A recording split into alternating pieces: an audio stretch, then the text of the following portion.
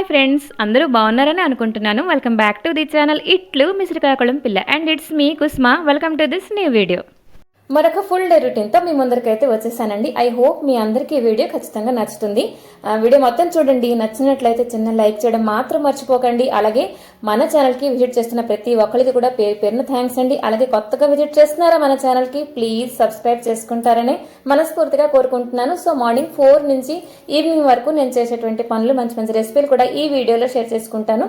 So పదండి బ్లాగ్లోకి అయితే వచ్చేద్దాము. So first అయితే ఇల్లు గుమ్మలన్నీ ఫస్ట్ తుడిచేసుకున్నాను అండ్ ఇప్పుడైతే పూజ అనేది స్టార్ట్ చేశానండి. సో ఫస్ట్ ఇదిగోండి దీపారాధన, అలంకరణ ఇవన్నీ చేసుకుంటున్నాను అనమాట. మరి ఇప్పుడు ప్రజెంట్ నా పూజా మందిరంలో ఉన్న దేవుడి విగ్రహాలకి వస్త్రాలు చూస్తున్నారు కదండి. అంటే లాస్ట్ బ్లాగ్స్ లో కొంతమంది కామెంట్స్ అయితే పెట్టారనమాట, అలంకరణ విషయం అడిగారు.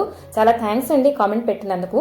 ఇవైతే సెమీ పట్టు క్లాత్ అండి తీసుకున్నాను. నార్మల్ గా మనం బ్లౌజ్ పీస్లు ఉంటాయి కదా, అలా బ్లౌజ్ పీస్ తీసుకుని సెపరేట్గా అంచైనా అటాచ్ చేసి కుట్టించవచ్చండి. ఇలా వేరేగా చున్నీ టైప్ వేరేగా కుట్టించాను అండ్ కింద మన స్కర్ట్ లాగా వస్తుంది చూడండి, అలాగైతే తాళ్ళు పెట్టేసి కుట్టించాను అనమాట.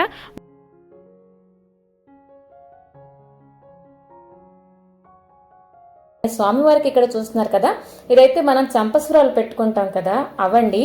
పెయిర్ అయితే 150 రూపీస్ ఎంతో తీసుకున్నారు. సో ఒకటే వేసానమాట. అండ్ అమ్మవార్లకి చూస్తున్నారు కదా, ఒకటి ఏంటి అని అంటే పట్టీలు ఉంటాయి కదా రెడీమేడ్వి, అవైతే తీసుకున్నానండి ఒక పెయిర్ అనమాట. ఇద్దరికి ఇలాగ నడుముకి వడ్డాణంలా పెట్టానమాట. సో చూడడానికి ఒకటి ఏంటంటే మనం కలర్ కాంబినేషన్ చూసుకోవాలి. వైట్ స్టోన్ పెట్టేటప్పుడు అంటే దేవుడికి వేసిన వస్త్రాలకి మనం చేసిన అలంకరణకి సెట్ అవుద్దా లేదా అని చెప్పేసి అనమాట. అండ్ మిగతా దేవుళ్ళందరికీ కూడాను తెల్ల పూసలు ఏదైతే కొంచెం ముత్యాలలాగా ఉంటాయి వాటితోటి ఇలాగా దండ చేసి వేశానండి. అవైతే లాస్ట్ టైం నేను తిరుపతి వెళ్ళేటప్పుడు తీసుకున్నాను అనమాట. కొంచెం బల్క్లోనే తీసుకుంటానండి, కొంచెం పాతలాగా అయిపోతే మార్చేస్తూ ఉంటానన్నమాట. సో అంతే. సో ఇదిగోండి అప్పుడే తెల్లవారుతున్నది అండ్ మార్నింగ్ రొటీన్లోకి అయితే నేను వచ్చేసాను. ఈరోజు మా అమ్మాయికి కొంచెం ప్రాక్టికల్స్ ఉండే, సో తను హరివరి కాదండి, నేను హరివరిగా ఉన్నానమాట. ఎప్పుడూనూ సెకండ్ హాఫ్ అనమాట తన కాలేజ్. సో ఈరోజు మార్నింగ్ వెళ్తుంది. ఇదిగోండి బ్రేక్ఫాస్ట్ అయితే ఇడ్లీ ఎప్పుడైనా మనం చేసేటప్పుడు ఫ్రిడ్జ్ నుంచి అంటే మార్నింగ్ ఒక 6 గంటలకు చేస్తున్నామంటే కనీసం ఒక గంట ముందర నుంచి ఫ్రిడ్జ్ నుంచి బయట పెట్టాలన్నమాట. అప్పుడే మనకి ఇడ్లీలు మంచిగా వస్తాయండి. సో ఎప్పుడు కూడా నేను ఇడ్లీలో ఫెయిల్ అవ్వలే, ఎప్పుడు చేసినా సాఫ్ట్గా వస్తుంటాయి. ఇడ్లీ నూకతోటే చేస్తానండి, రైస్తో ఎప్పుడు అంతగా చెయ్యను. సో ఈరోజు ఇడ్లీ కోసం మంచి చట్నీ ఒకటి మీతో షేర్ చేసుకుంటానమాట. అండ్ ఇడ్లీ పెట్టేశాను అనమాట స్టవ్ పైన. ఇప్పుడైతే మళ్ళీ ఎందుకులే కౌంటర్ టాప్ మీద అని చెప్పేసి బ్యాటర్ అనేది దాచేసానండి. అండ్ ఫ్రిడ్జ్ నుంచి పాలు కూడా రకరకాల పాలండి, ఒకటి కొంచెం ఉంటాయి, ఒక గిన్నెలో మరి కొంచెం ఎక్కువ ఉంటాయి, ఆ రెండు కలపకూడదు, ఇవన్నీ మనకు ఉంటాయి కదా. సో అవన్నీ కూడా తీసేసి పక్కన పెట్టాను అనమాట. ఇప్పుడైతే చట్నీ కోసం కుక్కర్ ఏంటి అనుకోకండి, మంచి చట్నీ ఇది. సో ఫస్ట్ అయితే కుక్కర్లో కొంచెం ఆయిల్ వేసుకొని పోపు దినుసులు వేసుకున్నాను. అందులో సోంపు వేసానండి. సోంపు ఏంటి అనుకుంటున్నారా, మంచి ఫ్లేవర్ వస్తుంది.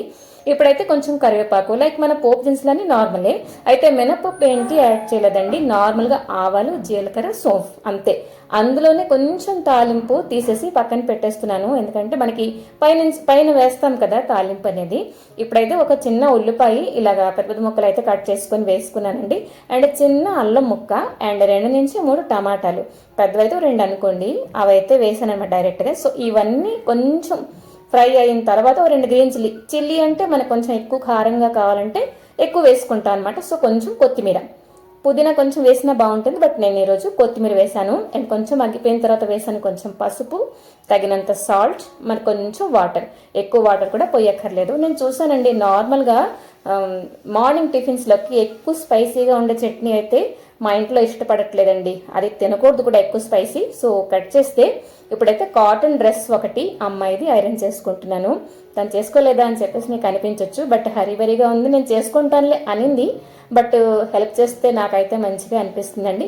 అయితే మనం ఇలాంటి బట్టలు కూడా మనం హరిబరిగా ఉన్నప్పటికీ కూడా మనం లాండ్రీకి వేసేస్తూ ఉంటాం, అలా కాకుండా ఇంట్లోనే చక్కగా చేసుకోవచ్చండి.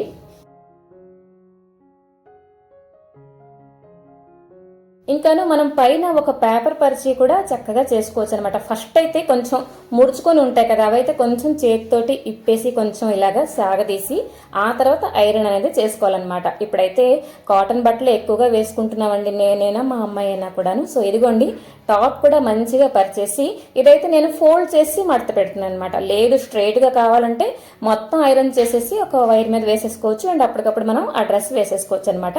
నేనైతే ఇలాగ ఇదిగోండి రింకిల్స్ ఏంటి లేకుండా ఫస్ట్ అయితే రెండు వైపులా నార్మల్గా చేశాను అండ్ ఇప్పుడు రెండు సైడ్లు కూడా మడత పెట్టేసి చెయ్యి దగ్గర బేసిక్గా మనం ఐరన్ చేసిన తర్వాత చెయ్యి దగ్గర మడతలుగా ఉండిపోతుంటుంది. సో ఇప్పుడు అలా కాదు, కొంచెం చెయ్యి దగ్గర కూడా మంచిగా ఐరన్ చేసేస్తున్నానండి. సో రెండు వైపులా సేమ్ అలాగనే చేసేసి అండ్ 2-3 ఫోల్డ్లు అయితే మన ఇష్టం, ఫోల్డ్ అనేది 2 పెడతామా 3 పెడతామా. సో ఇదిగోండి నేనైతే ఇదిగోండి 2 పెడుతున్నాను అండ్ మళ్ళీ బ్యాక్ సైడ్ కూడా ముడుచుకుపోయి ఉంటే ఒకవేళ మరొక పైన అలా ప్రెస్ చేసేయాలన్నమాట. ఏంటి ఒక 20 రూపీస్ ఐరన్కి ఇంత క్లాసులు ఏంటి అనుకుంటున్నారా? లేదండి, 20 రూపీస్ కూడా ఊరికనే రావు కదా. మన ఫ్రీ టైంలో చక్కగా మన పని మనం చేసుకున్నామంటే ఆ డబ్బులన్నీ మనం చక్కగా దాచుకోవచ్చు, ఏమైనా అవసరార్థం మనం వాడుకోవచ్చు కదా. సో అదండి, సేమ్ అలాగే చున్నీ కూడా మనం చేసేసుకోవచ్చు. ఇదే నేను కాటన్లో పెట్టి చేశానండి. ఒకవేళ సిల్క్ అనుకోండి, మన ఐరన్ బాక్స్లో ఆ స్టెప్ ఉంటుంది, ఆ బటన్ అదైతే ప్రెస్ చేసుకొని సిల్క్లో కూడా చేసుకోవచ్చు అనమాట. చూస్తున్నారా, ఎగ్జాక్ట్గా బయట నుంచి చేస్తే ఎలా ఉందో అలానే ఉందన్నమాట. సో బయట నుంచి చేసామంటే మన టైంకి వాళ్ళు ఇవ్వకపోవచ్చు కూడా, అదొకటి ఉంది కదా. సో ఇదిగోండి కుక్కర్లో పెట్టేసి ఐరన్ చేయడానికి వెళ్ళాను. ఒక 2 సీటీ వస్తే అమ్మకి ఆపేయమని చెప్పాను అనమాట. చూస్తున్నారు కదా, అన్నీ కూడా మంచిగా ఉడికిపోయాయి అనమాట. ఇప్పుడైతే కొంచెం చల్లారాక మిక్సీ పట్టాలండి, మిక్సీ పట్టాలి. నేనైతే కొంచెం వేడిగా ఉన్నప్పుడే పట్టేసాను, ఎందుకంటే కొంచెం హరివరిగా ఉండిందనమాట. సో సెపరేట్గా మనం ఇందులో వాటర్ యాడ్ చేయక్కర్లే, ఎందుకంటే ఉడికించాం కదా టమాటా, ఆ వాటర్ కూడా ఇందులో మనం వేసేసుకోవచ్చు అనమాట. ఈ చట్నీలో మెయిన్ ఫ్లేవర్ వచ్చేసరికి సోంపు జీలకర్ర మనం మిక్సీ పట్టాం చూడండి. ఎప్పుడైనా మనం తాలింపు వేసినప్పుడు పైనుంచి ఇలా వేసేస్తుంటాం, బట్ అలా కాదండి, ఇది మిక్సీ పట్టాం కదా. సో ఎక్కడికో వెళ్ళిపోయిందనమాట టేస్ట్ అనేది. ఈ చట్నీ మా ఊర్లో ఒక హోటల్ అతను చేస్తారండి. సో అది కొంచెం స్పైసీగా ఉంటుంది. నేను చెప్పాను కదా, మార్నింగ్ అంటే పొద్దున పూట బ్రేక్ఫాస్ట్లోని ఎక్కువ స్పైసీగా నేను వెయ్యను. సో ఇదిగోండి, మా అమ్మాయికి అయితే ఇడ్లీ దాని మించి ఇలా చట్నీ పరిచేస్తేనే ఇష్టం. చట్నీ కూడా కొంచెం వేసుకుంటుంది, బట్ నాకు అలా కాదండి, ఇలా నీట్గా చట్నీ అండ్ ఇడ్లీ సెపరేట్గా ఉంటేనే నేను చిన్న చిన్న బైట్స్ తీసుకుంటాను అనమాట. ఇంకా ఇప్పుడైతే అమ్మాయి వెళ్ళిపోయిందండి కాలేజ్కి, వంట కూడా ఆల్మోస్ట్ అయిపోవచ్చింది. ఇప్పుడైతే కొత్తిమీర నిలువ పచ్చడి పెట్టుకుంటున్నాను అనమాట. మొన్న నేను టమాటా నిలువ పచ్చడి పెట్టాను, ఆ వీడియో కూడా పోస్ట్ చేశాను, మంచి వ్యూస్ వచ్చాయి అండ్ మంచిగా సబ్స్క్రైబర్స్ కూడా యాడ్ అయ్యారండి. Thank you so much. So ఇప్పుడైతే ఈ వీడియోని కూడా అలాగనే లైక్ చేయండి, సపోర్ట్ చేయండి. మీ సపోర్ట్ లేకపోతే ఎలాగండి గ్రోత్ అవుతుంది మన ఛానల్, చెప్పండి. సో అది ఇదిగోండి, ఇప్పుడైతే కొత్తిమీరలోని మనం చాలా జాగ్రత్తగా అయితే ఇవన్నీ ఏరుకోవాలి. బేసిక్గా గెడ్డి చెట్లు ఇవన్నీ బోల్డ్ ఉంటాయండి. ఇది చాలా టైం టేకింగ్ అండ్ త్వరగా కూడా అయిపోతుంది. ఇప్పుడు నిలువ పచ్చడి కూడా ఇది ఎక్కువ రోజులు కూడా నేను ఎండలో పెట్టట్లేదు, ఈరోజు ఈవినింగ్ కల్లా పచ్చడి అనేది చేసేస్తానండి. సో ఇదిగోండి, ఫస్ట్ అయితే మంచిగా రకరకాల చెట్లు ఉన్నాయండి, అదేంటో కొన్ని పేర్లు కూడా నాకు తెలియవు. సో ఇదైతే 30 రూపాయలదండి. సో కొంచెం ఎక్కువ క్వాంటిటీ వచ్చింది, ఎంత పులుసులో వేసేస్తాం అని చెప్పేసి నిలువ పచ్చడి పెట్టుకుంటున్నాను అనమాట. చాలా ఫ్రెష్గా ఉన్నదండి. సో ఇదిగోండి, ఫస్ట్ అయితే మంచిగా ఏరేసుకొని ఇప్పుడైతే మనం మంచిగా కడిగేయాలంటే 1 కాదు 2 కాదు, 1కి 10 సార్లు ఇసుకంతా పోయేటట్టుగా కడుక్కోవాలండి. సో ఫస్ట్ ఏం చేశానంటే గెడ్డంతా ఏరేసానండి. ఇప్పుడైతే రూట్స్ వరకు కట్ చేస్తున్నాను అనమాట. స్టెమ్స్ అన్నీ ఉంటాయండి, అవన్నీ అలాగ మిక్సీ పట్టేస్తాం అండ్ లేతగా ఉన్నది కాబట్టి స్టెమ్స్ ఏంటి మనం వేరు చేయక్కర్లేదు. అండ్ కొంతమంది చిన్న చిన్న ముక్కలు అంటే చేసేస్తుంటారు కొత్తిమీర కట్ చేసేటప్పుడు, కానీ అలా చేస్తే మనం కడిగేసి ఆరబెట్టే కల్లా కొంచెం కమిలిపోవచ్చు ఆకు అని నా అనుమానం అండి. కాబట్టి ఇలానే రూట్స్ వరకు కట్ చేసేసాను అండ్ ఇప్పుడైతే మంచిగా కడుగుతాను అనమాట.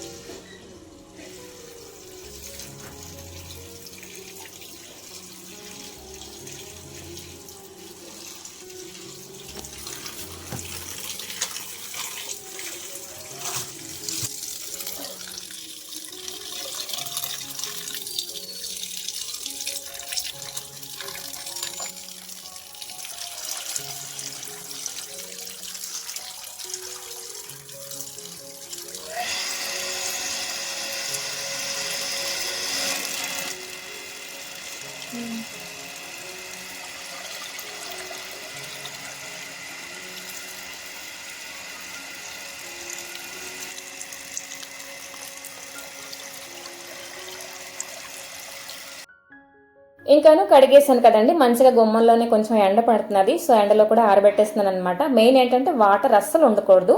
వాటర్ అంతా ఇంకిపోతే మనం చక్కగా పచ్చడికి రెడీ అనమాట. సో ఇది ఒక రోజులోనే ఎండిపోతుందండి.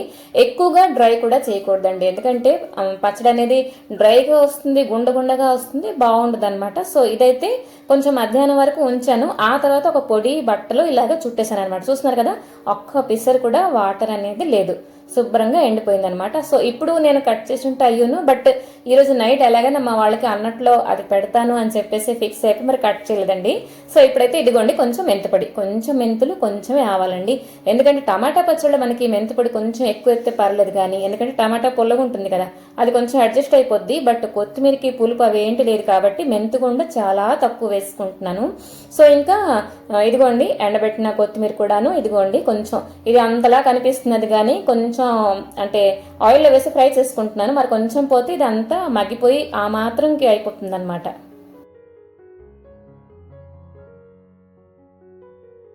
చూశారు కదండి, మరి కొంచెం పోయేసరికి ఈ మాత్రం అయిపోయింది. మరి ఎక్కువ కూడా మగ్గించక్కర్లేదు, సరిపోయింది ఈ మాత్రంకి. అయితే ప్లేట్లోకి అయితే తీసేస్తున్నాను.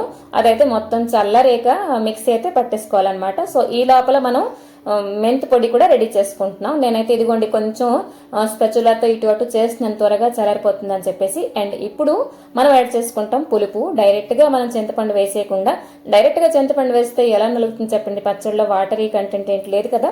సో కొంచెం కడాయిలో వేసుకున్నాను వాటర్, అండ్ ఈ మాత్రం చింతపండు వేసాను. సరిగ్గా సరిపోయిందండి, అంటే ఒక పెద్ద నిమ్మకాయ సైజ్ చింతపండు అనుకోవచ్చు. ఇందులో కూడా వాటర్ అంతా ఇంకిపోయి కొంచెం దగ్గర పడిపోయిన తర్వాత, మగ్గిపోయిన తర్వాత ఇది కూడా చల్లారేక ఇదిగోండి ఇప్పుడైతే మిక్సీ పట్టే టైం అయితే వచ్చిందండి.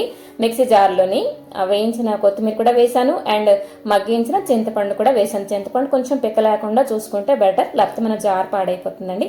1 టేబుల్ స్పూన్ అయితే సాల్ట్ వేసానండి. సాల్ట్ కూడా చాలా తక్కువ వేసుకోవాలి, ఒకవేళ చాలకపోతే అప్పుడు కలుపుకోవచ్చు. అండ్ కొంచెం వేసాను పసుపు. ఇదిగోండి ఈ మాత్రం పచ్చడి అయితే వచ్చిందనమాట. ఇదిగోండి మెంతి పొడి కూడా మనం రెడీ చేసేసుకున్నాం అనమాట. ఇప్పుడైతే వేసుకుంటున్నాను కడాయిలో ఆయిల్. ఈ పచ్చడికి కూడా కొంచెం ఎక్కువగా ఆయిల్ పడుతుందండి. ఆ తర్వాత కొంచెం తాలింపు లైక్ రెడ్ చిల్లీ, మినపప్పు, ఇవన్నీ కొంచెం హింగు చిన్న స్పూన్తో 2 స్పూన్ల వరకు వేసానండి. అలాగే కొంచెం దంచిన వెల్లుల్లి కూడా వేసానండి. వెల్లుల్లి వేస్తే ఫ్లేవర్ అయితే ఎక్కడికో వెళ్ళిపోయింది అనమాట. సో ఇదిగోండి ఆ తర్వాత పేస్ట్ చేసిన కొత్తిమీర, మనం చేసి ఉంచుకున్న మెంతు పొడి, ఆ తర్వాత రెడ్ చిల్లీ పౌడర్ వచ్చేసరికి ఒక 50 గ్రామ్ మేబీ ఉండొచ్చు, చిన్న గిన్నెతో కొలత అయితే పెట్టుకున్నానండి. సో ఇవన్నీ లో ఫ్లేమ్ లో మంచిగా కలిపేయాలన్నమాట. సో చల్లరేక జార్లో ఎత్తేసుకోవాలన్నమాట. ఇదైతే ఇన్స్టెంట్ గా మనం నైట్ కూడా వేసేసుకోవచ్చు అండి. చాలా బాగా వచ్చిందని చెప్పి కూడా మా ఇంట్లో అన్నారు. ఒకసారి మీరు ఇలా ట్రై చేయండి. సో ఇంకా ఇదిగోండి చల్లారేక జార్లో ఎత్తేసుకుంటే సూపర్గా వచ్చింది, అంటే సూపర్గా వచ్చేస్తుంది. ఒకసారి కంపల్సరీ ట్రై చేయండి. సో సరేనండి, ఈ బ్లాగ్ ఇక్కడితో ఆపేద్దామా? నచ్చిందా లేదా తప్పకుండా కామెంట్ చేయండి. మరొక మంచి వీడియోతో మీ ముందరికి వస్తాను. వీడియో కనుక మీ వరకు వస్తే సబ్స్క్రైబ్ చేసుకోవడం అస్సలు మర్చిపోకండి. సో మరొక మంచి వీడియోతో మీ ముందుకు వస్తాను. Till then take care and bye bye.